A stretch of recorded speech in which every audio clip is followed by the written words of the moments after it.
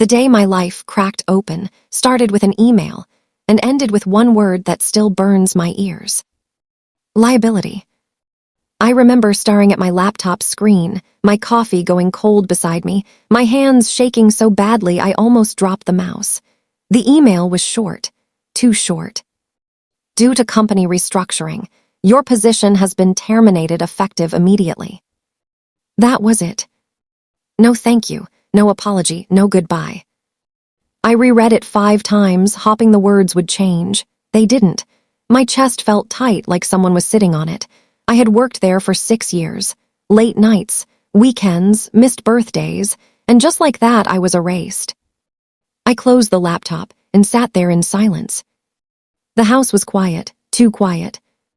Mark wouldn't be home for another 2 hours. I told myself to breathe. I told myself it would be okay. People lose jobs all the time, right? We had savings. I could find something else. Still, my eyes burned. I went to the bathroom, splashed water on my face, and practiced smiling in the mirror. "You're fine, Sarah," I whispered. "You're strong." The smile looked fake. When Mark finally came home, I heard his keys before I saw him. He walked in, loosened his tie, and dropped his briefcase by the door. "Hey," he said, not looking at me. "What's for dinner?" That's how normal it felt. I swallowed. "Mark, we need to talk." He looked up then. "What's wrong?"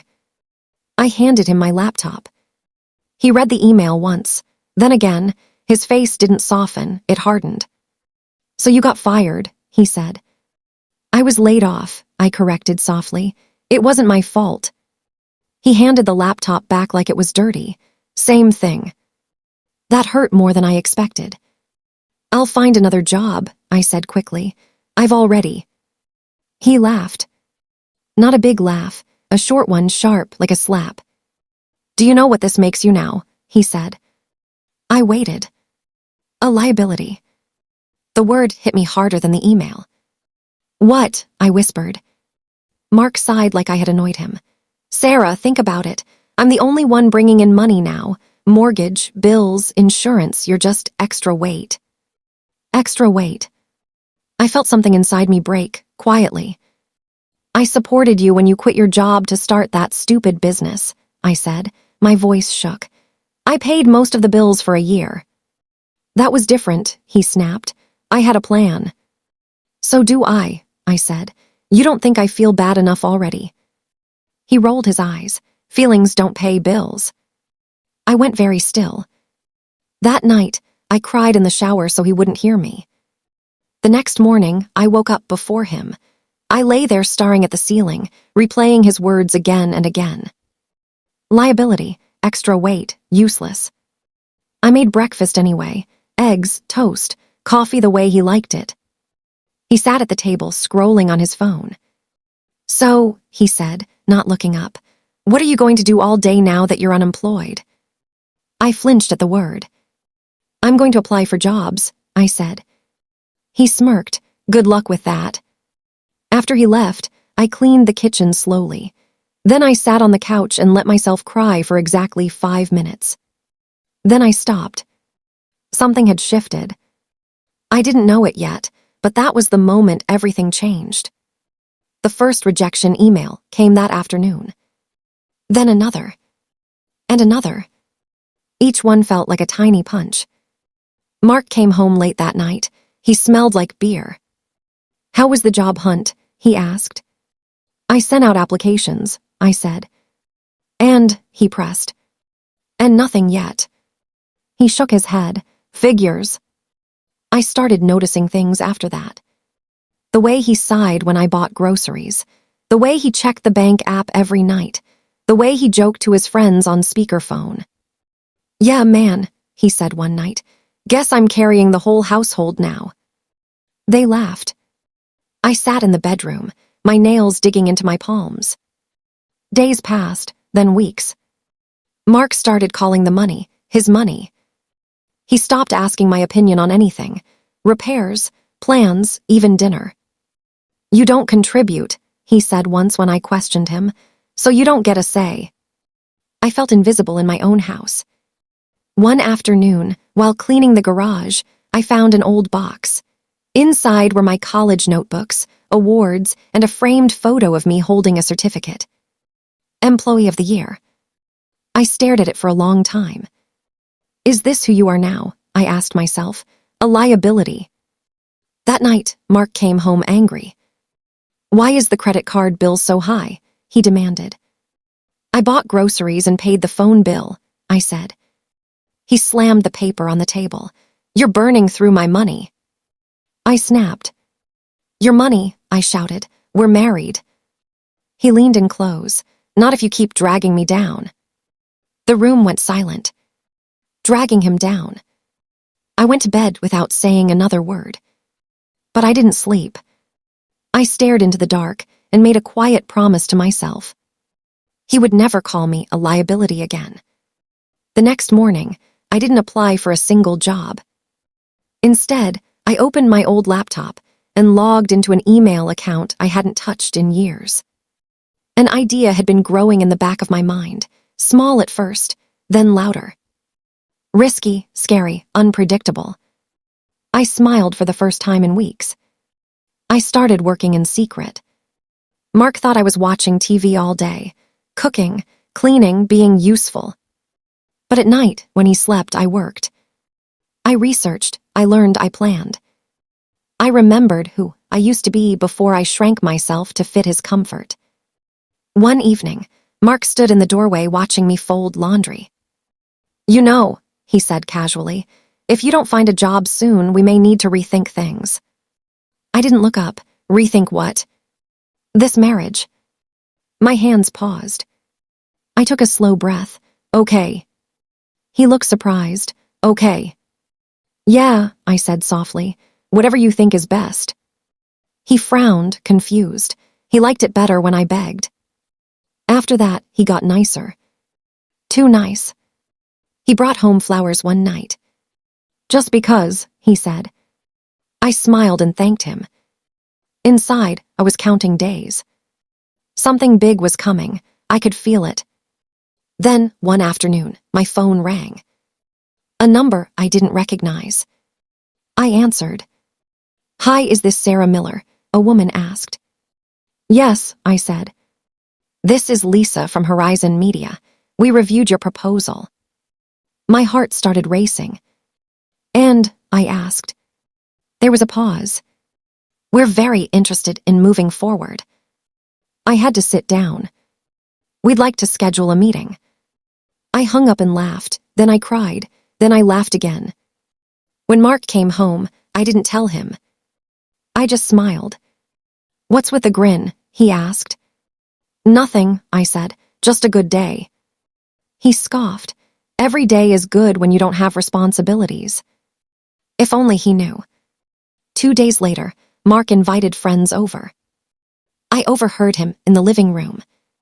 Sarah's still unemployed, he said loudly. I love her, but she's a financial liability. They murmured. I stood in the kitchen, holding a tray of drinks, my hands steady. That word again. Liability. I walked in and set the drinks down. Hey, Mark said, smiling fake. We were just talking about finances. I smiled back. Oh. Really? Yeah, he said, hard being the only provider. I looked him straight in the eyes. For now, I said. He laughed. What's that supposed to mean? Nothing, I said sweetly. That night, I checked my email. The contract was there. I stared at it, my heart pounding. All I had to do was sign. I looked over at Mark sleeping peacefully, unaware. I whispered into the dark, you should never have called me a liability. I didn't sign the contract right away. I stared at the screen for a long time, my finger hovering over the mouse. My heart was beating so fast I could hear it in my ears. This wasn't just an opportunity. This was a door. Once I stepped through it, there was no turning back. I closed the laptop. Not because I was scared. Because I was smart. The next morning, Mark was in a bad mood again. He stood in front of the mirror fixing his tie while complaining. My boss is on my back, he said. Pressure everywhere. I poured him coffee. That sounds stressful. He glanced at me. You wouldn't understand. I smiled politely. Inside, something twisted. At breakfast, he said, I might need you to cut back even more. No unnecessary spending. I don't spend, I said. Existing costs money, he replied. That one hurt, but I didn't react. That day after he left, I reopened the contract. I read every word carefully. I Googled terms I didn't understand. I watched videos. I took notes like my life depended on it. Because it did. By evening, I signed. The confirmation email came seconds later. Welcome aboard. I pressed my hand to my mouth to keep from screaming. For the first time since losing my job, I felt powerful. But I didn't celebrate. I stayed quiet. The work started immediately. Long hours, brain-burning focus. I worked from the dining table, from the couch, sometimes from the floor with my back against the wall. Mark noticed I was busy. What are you doing all day? He asked one afternoon. Just organizing things, I said. He snorted, organizing unemployment. I laughed lightly like it didn't bother me. At night, when he slept, I worked harder. Emails, calls, deadlines. Money started coming in faster than I expected. The first payment hit my account on a Friday afternoon. I stared at the number. Then I checked again. Then again. It was more than my old monthly salary. My hands started shaking. I wanted to tell someone. I didn't tell Mark. Instead, I opened a brand new savings account. In my name only. Mark's behavior got worse as my silence grew. He started joking in front of people. You should see Sarah's schedule, he told his sister on FaceTime. Busy doing nothing. She laughed awkwardly. Well, things happen. Yeah, Mark said. Some people just can't handle pressure. I stood behind the camera, smiling so hard my face hurt. One night, I overheard something that made my stomach drop. Mark was on the phone in the garage. He didn't know I was near the door. If she doesn't find a job soon, he said, I might have to rethink the marriage. I didn't sign up to carry dead weight. Dead weight. I stepped back silently. That night, I didn't cry. I opened my laptop. And I worked. A week later, I got invited to a meeting downtown. In person. I dressed carefully, simple, professional, confident. Mark noticed. Why are you dressed like that? He asked. I'm meeting a friend, I said. Unemployed people have meetings now, he joked. I smiled, apparently. The meeting went better than I imagined. They loved my ideas. They praised my work. They asked me where I had been hiding. When I came home, Mark was already there. Did you have fun with your little outing? He asked. Yes, I said, very. He rolled his eyes. Must be nice living without responsibility. I looked at him closely. This man didn't know me anymore. Or maybe he never did. That weekend, Mark announced we were hosting a dinner. My boss and his wife are coming, he said. I need you to make a good impression. I raised an eyebrow. Me. Yes, he said. Try not to embarrass me. I almost laughed.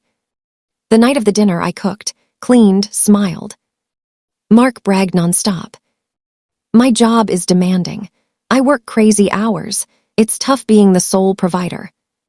His boss nodded sympathetically. And you, his wife asked me kindly, what do you do? Mark answered for me. She's between jobs, he said, taking some time. I met the woman's eyes. I run a consulting business, I said calmly. The table went quiet. Mark turned to me sharply. Since when?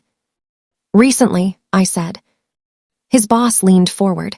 Really, what kind? Media strategy and brand development, I replied. His wife smiled. That sounds impressive. Mark laughed nervously. She's just experimenting. I smiled back. Actually, I just signed my third contract. The air felt heavy. Mark kicked me under the table. I ignored it. After they left, Mark exploded. "What was that?" he demanded. "What was what?" I asked. "You embarrassed me." "How?" I asked. "By telling the truth." "You made it sound like you're some big deal," he said. I crossed my arms. Am I not allowed to succeed? He stared at me like I was a stranger. "Don't forget your place," he said coldly. I laughed. I couldn't help it. "My place," I repeated, "as your liability." His face darkened. "Careful," he warned. That night, I packed a small bag. Not to leave. Not yet. Just in case. Money kept coming in. More contracts, more calls, more respect. I changed nothing on the outside. Same clothes, same routine, same quiet. Mark started getting suspicious. "Why do you smile so much now?" he asked. "Should I be sad?" I replied. He didn't answer. One afternoon, I got an email that made my breath catch. An offer, a big one, life-changing. I read it 3 times. Then I forwarded it to my lawyer. Yes, my lawyer. That evening, Mark came home earlier than usual. He sat down heavily. "I got bad news," he said. I tilted my head. "What happened?" "There might be layoffs," he admitted. "Nothing confirmed." I said nothing. He looked at me differently then. Almost afraid. "If something happens," he said slowly, "we'll need to stick together." I nodded, of course. That night, I lay awake, staring at the ceiling. The roles were shifting. He could feel it. He just didn't know how bad it was going to get. The next morning, I received a message. "Let's finalize everything tomorrow." Tomorrow. I smiled to myself. Because tomorrow was the day everything would begin to unravel. And Mark still thought I was a liability.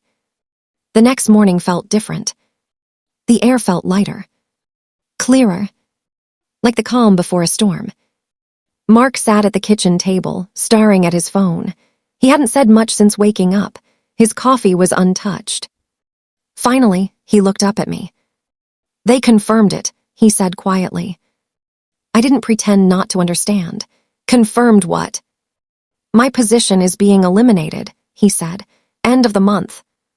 For a moment, I saw real fear in his eyes. The same fear I had felt weeks ago. Only this time. I wasn't the one falling. "I'm sorry," I said, and I meant it, a little. He leaned back, rubbing his face. "We're going to have to make some changes." I nodded. "Yes, we are." He hesitated. "You'll need to step up now." I almost laughed. Instead, I stood up, walked calmly to the bedroom, and came back with my laptop. I placed it on the table and opened my bank app. "Before we talk about stepping up," I said softly, "there's something you should see." He frowned. "What is this?" "Just numbers," I replied, "since you like those." I turned the screen toward him. At first, he didn't react. Then his eyes widened. Then he sat up straight. "What is that?" he asked slowly. "My income," I said, "monthly." He stared. "That's not possible." "It is," I said, "and that's just one account."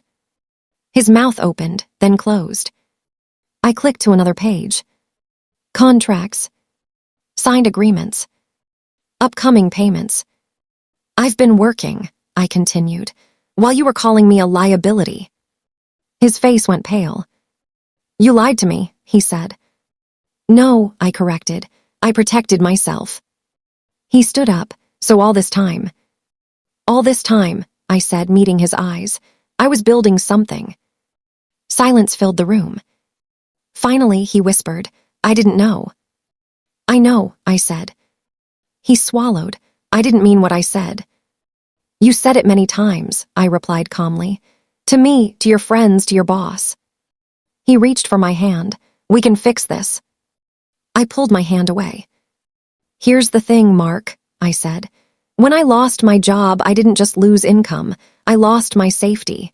And instead of supporting me, you crushed me." He sat down slowly. I carried this marriage when you couldn't, I continued. And when it was your turn, you called me dead weight. His eyes filled with tears. I was scared.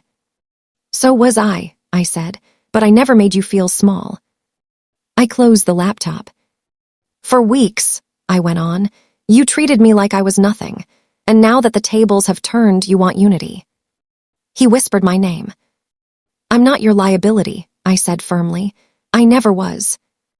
I picked up my bag, the one I packed days ago. I'm taking some time, I said, to decide what I deserve. Are you leaving me? He asked, voice shaking. I paused at the door. I don't know yet, I said honestly, but I know one thing. I looked back at him. My revenge wasn't loud. It wasn't cruel. It was unpredictable. I opened the door. And for the first time in a long time, I walked out knowing my worth, whether he ever caught up to it or not. Thanks for watching. Kindly drop your comment about this story. And please subscribe to this channel and on your notification for more interesting stories.